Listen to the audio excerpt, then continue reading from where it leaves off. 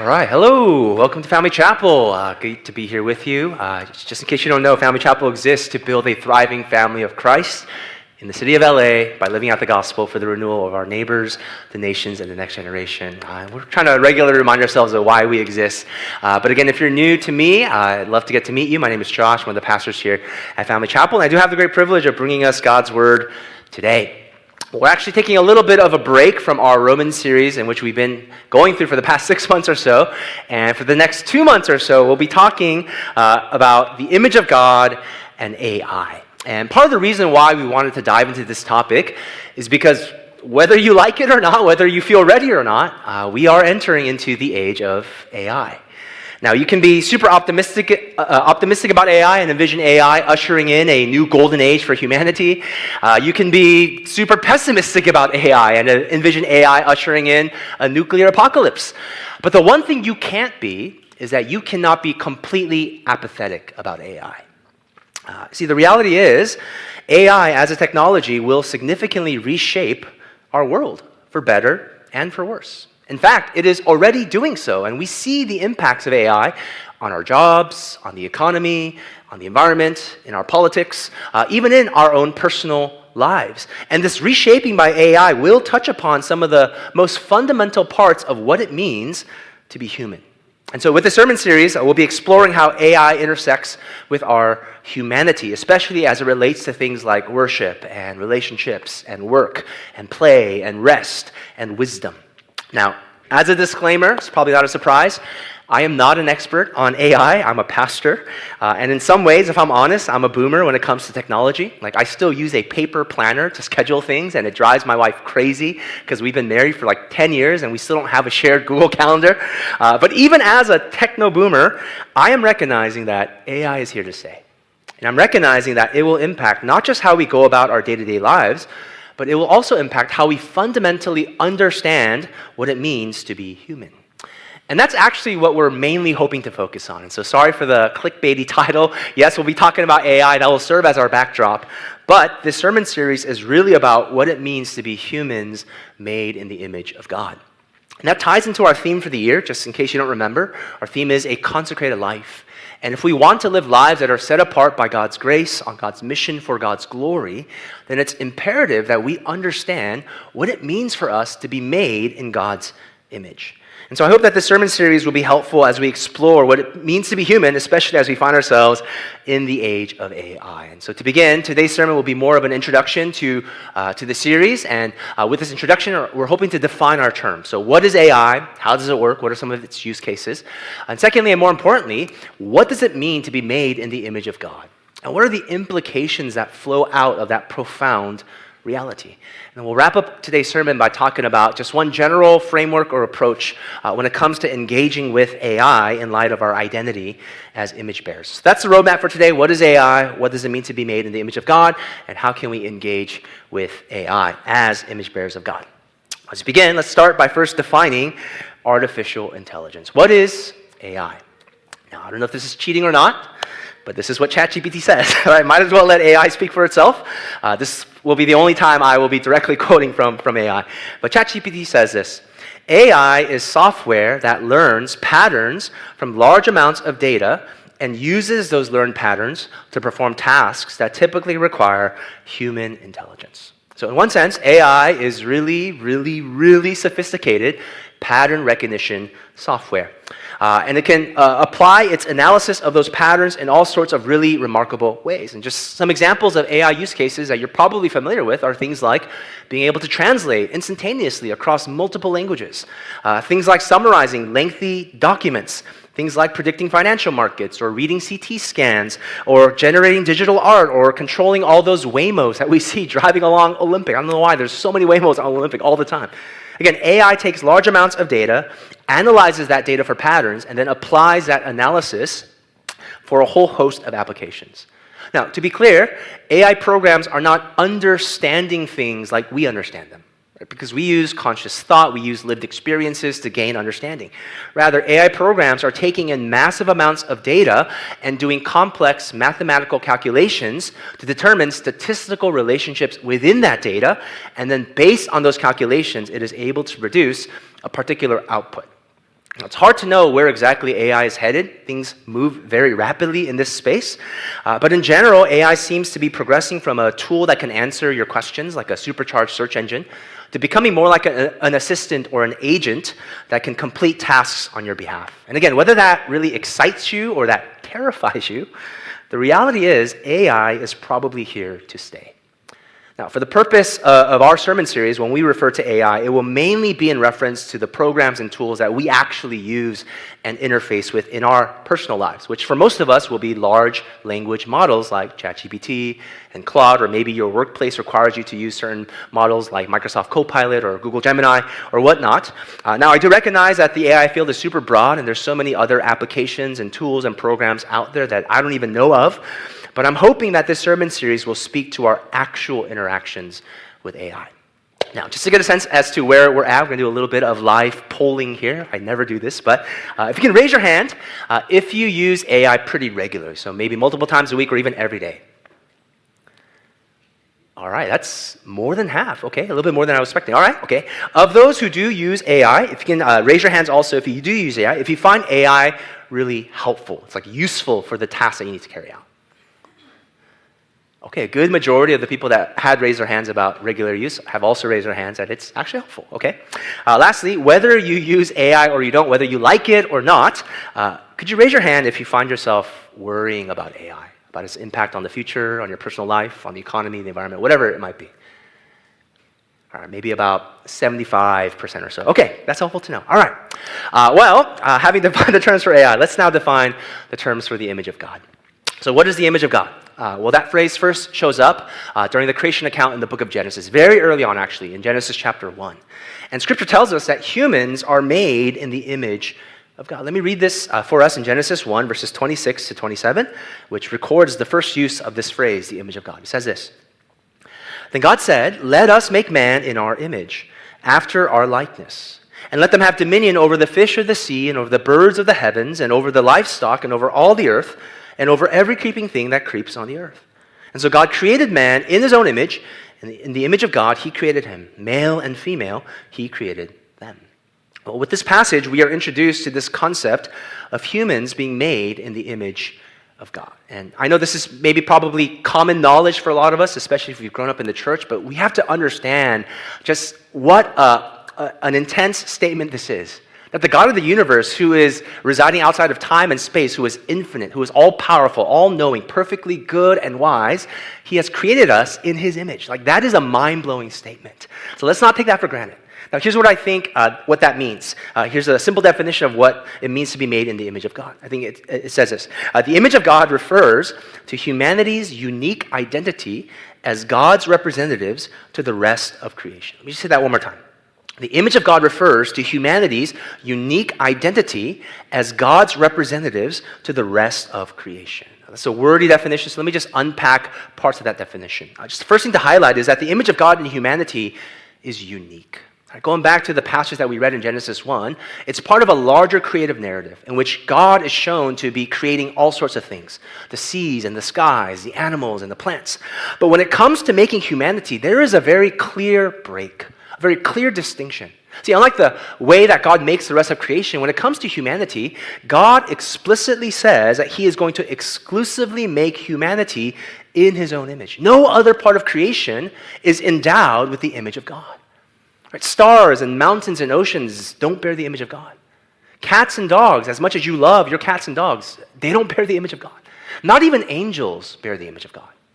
Humans alone uniquely bear the image of God. And so an encouragement is, in that sense, AI will never be able to fully replace humans, because humans, the image of God distinctly, uniquely belongs to humanity. Second thing to highlight here is that the image of God in humanity is tied to our identity. It's tied to our identity.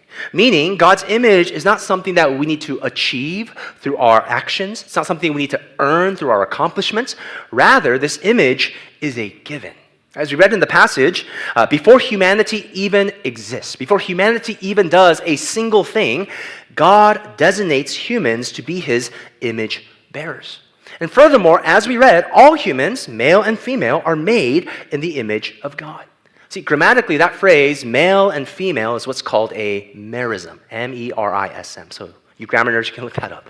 But a merism is a figure of speech in which you pair up the two ends to cover the whole. And we have merisms in English everywhere, right? When you say, I lost my phone and I searched for it, high and low, it doesn't mean that you only looked, up and down, but it means you looked everywhere. And so when Scripture says God creates humanity, male and female, in his image, it means every single human being, without exception, is made in the image of God. And so the most brilliant Nobel Prize winner, who can do complex theoretical physics, as well as a newborn baby who can't even suck his own thumb, they both equally share in God's image. Because bearing God's image is tied to our identity, not to our performance. So the encouragement is this. Even as AI continues to increasingly do certain things that humans can do, and to do those things even more proficiently than humans could ever do, that doesn't take away the image of God from humanity. Because it's part of our identity, not part of our performance. Last thing to highlight with this definition. The image of God in humanity carries an important responsibility. See, as those who bear God's image, humans are called to represent God to the rest of creation. After all, at its most basic fundamental level, an image is designed to represent something or someone else. And so, as those who have been made in God's image, we're called to represent God. Now, in the passage that we read, God clearly outlines what our representation of him entails. He says that we're called to have dominion over the rest of creation. Now, to be clear, dominion does not mean that we have free reign to do whatever we want to do, that we can exploit nature and make use of the resources as we see fit. But rather, as God's representatives, we're to exemplify God's goodness and wisdom and justice and creativity and holiness in how we steward the rest of creation. And that stewardship can look like a lot of things. Right? It can look like doing our jobs with excellence. It can look like raising up a family. It can look like generating music and making art. It can look like taking care of the environment or investing our finances responsibly or engaging in politics with wisdom or even creating new technologies. These are all things that we are called to carry out as image bearers of God who represent him to the rest of creation.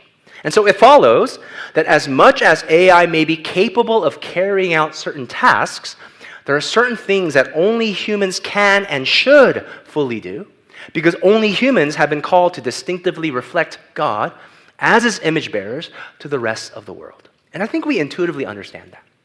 Like if I told you that for the past 8 months or so, you've been listening to sermons from me that have all been generated by ChatGPT, you'd probably be like very uncomfortable. Like, oh, I don't want to be a part of this church, right? If the pastor just uses ChatGPT sermons.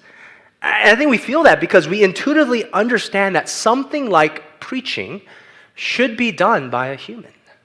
And it's not just preaching, but I think we also intuitively understand that other things, such as creating art, or reading a book for enjoyment, or raising up children, or representing someone in a court of law, or caring for someone with a medical ailment, or writing down public policy for the unhoused, or praying before a meal, or giving final words of encouragement to someone on their deathbed. I think we intuitively understand that those activities should not be done by a machine, but should be done by a fellow human being. Because we understand that humans uniquely bear the image of God. And as such, they're to uniquely carry out responsibilities that represent God to the rest of creation. So that was a very brief overview of what it means for us to be made in God's image. Again, the image of God refers to our unique identity as God's representatives to the rest of creation. Well, with that said, let me draw out a few implications of this profound reality. 4 things, and hopefully these 4 implications can serve as helpful guidelines or guardrails for us as we engage with AI.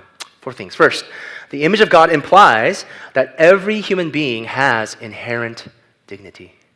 Every human being has inherent worth and value. From the smallest baby in the womb who has not yet been born, to the oldest person on the planet who is weak and frail, and to everyone in between, every person is endowed with inherent dignity because every person is made in God's image. And again, each person's worth is not tied to their performance. Each person's value is not tied to their economic activity. It's not tied to their intellectual capability. It's not tied to their perceived importance to society. No, each person has inherent dignity and worth. And so, here's the implication. Our use of AI should never denigrate another person. Our use of AI should never call into question that person's inherent dignity. And so that rules out things like creating deep fakes to mock someone.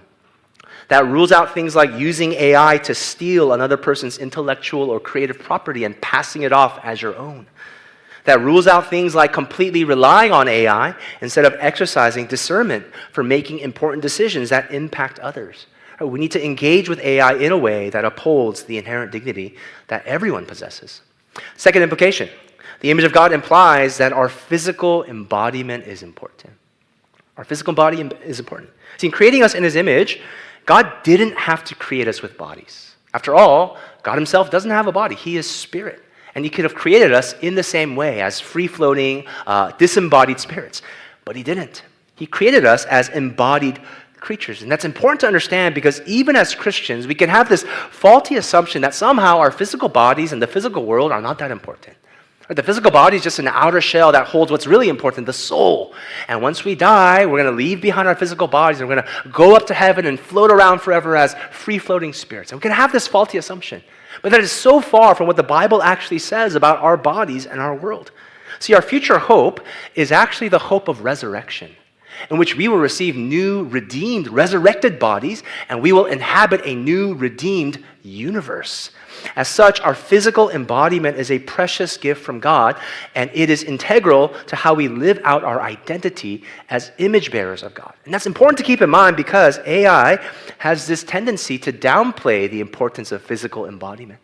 For AI, what matters is data. It's the mind. It's information. It's getting tasks done with as much speed and efficiency as possible. And because AI prioritizes those things, it can get us to subconsciously think that our physical embodiment is an obstacle to avoid rather than a gift to steward.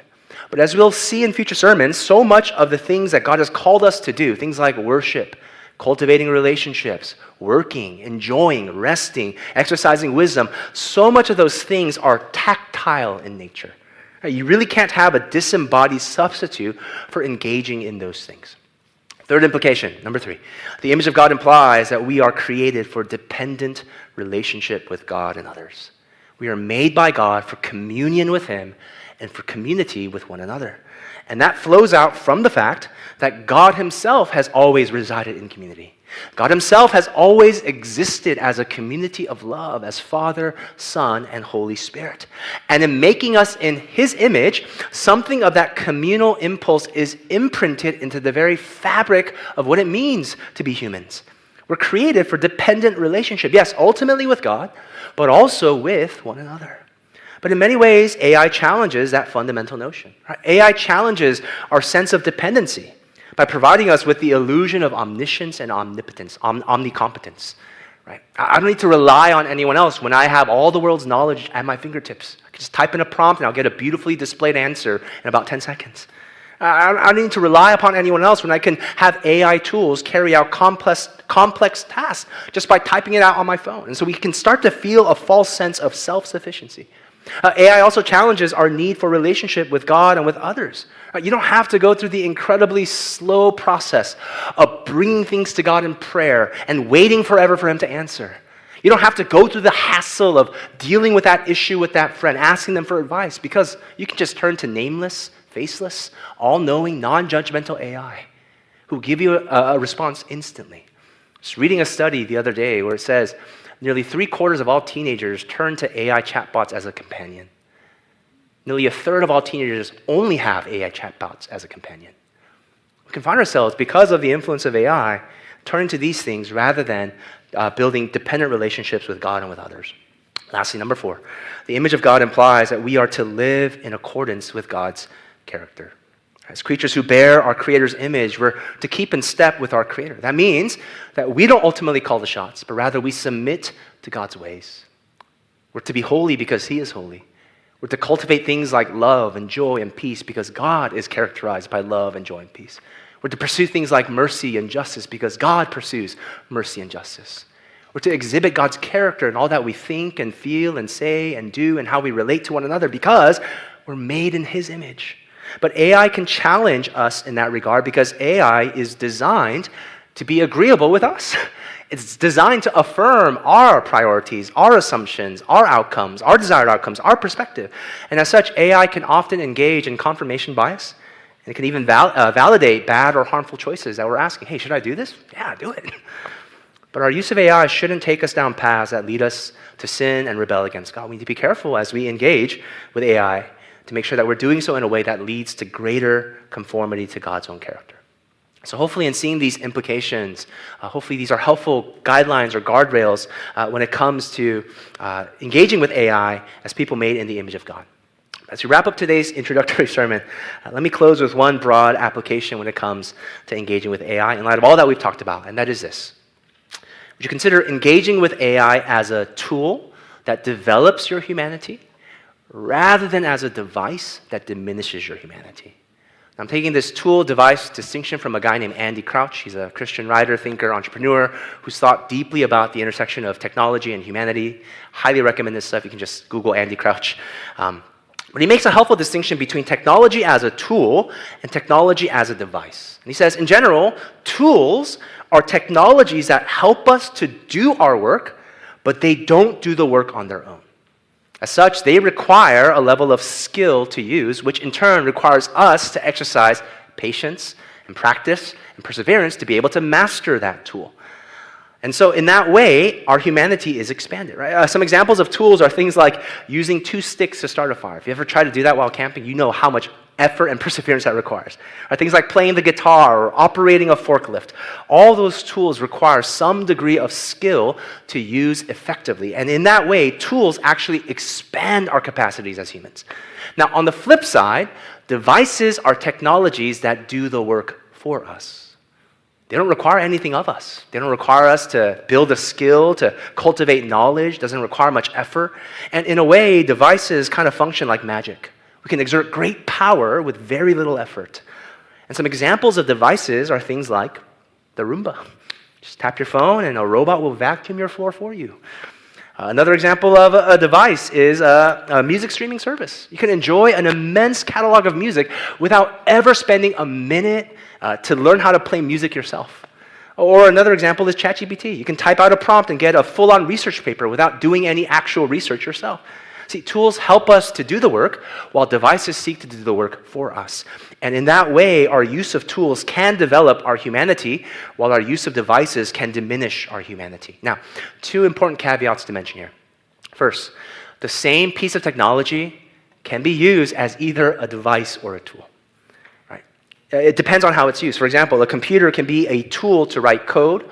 You have to have specific knowledge and know-how to be able to do that, to run an important piece of software. Or it can be used as a device to mindlessly watch Netflix for hours on end. In most cases, any given technology is a neutral instrument, but how we go about using that technology can be done in helpful ways or harmful ways. Secondly, and this is important to hear, devices are not inherently evil. Devices are not inherently evil. It's okay to use the Roomba. I have a Roomba at home. It's okay to subscribe to Spotify or Apple Music or YouTube Music. It's okay that you don't know how to play an instrument. It's okay to consult with ChatGPT. But here's where the challenge comes. When devices are used without wisdom, when they're used without guidelines, when they're used without boundaries, they can pose some serious challenges to developing the kind of character and skills that we need as humans to actually flourish. And so maybe to provide a helpful summary, here's what Andy Crouch writes in his book, The Life We're Looking For. Highly recommend it. It's a deep meditation on technology and humanity. But he writes, the best technologies expand the capacity of human beings without shrinking other parts of us at the same time. And they do so because they extend our capacities by further developing our hearts, souls, minds, and strength, further involving us in the glorious and difficult work of being persons in the world. And so when it comes to engaging with AI, ask yourself, is my use of AI enabling me or is it disabling me to affirm and celebrate and appreciate the inherent dignity found in others as image bearers of God? Ask yourself, is my use of AI causing me to uphold or to downplay the importance of my physical embodiment and the importance of the physical world around me? Ask yourself, is my use of AI helping me or is it getting in the way of cultivating dependent relationship with God and with others? Ask yourself, is my use of AI encouraging or discouraging the development of Christ-like character in me? Again, the point of this sermon series is not to bash on AI. It's not to have you walk away thinking, oh, ChatGPT is evil. That's not the point. Rather, the point is to more wisely and critically approach AI so that we're cultivating the kind of lives and characters and worldviews and values that God has called us to have as people made in His image. And over the next 2 months, as we talk about things like worship and relationships and work and play and rest and wisdom, my hope is that we would be better equipped to approach AI in a way that not only protects and affirms, but even develops our humanity. Because after all, that's what's at the very heart of the gospel.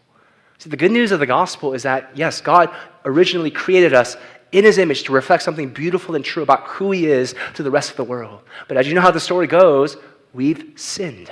And in our rebellion against God, yes, while we retain His image, that image of God in us has been vastly distorted.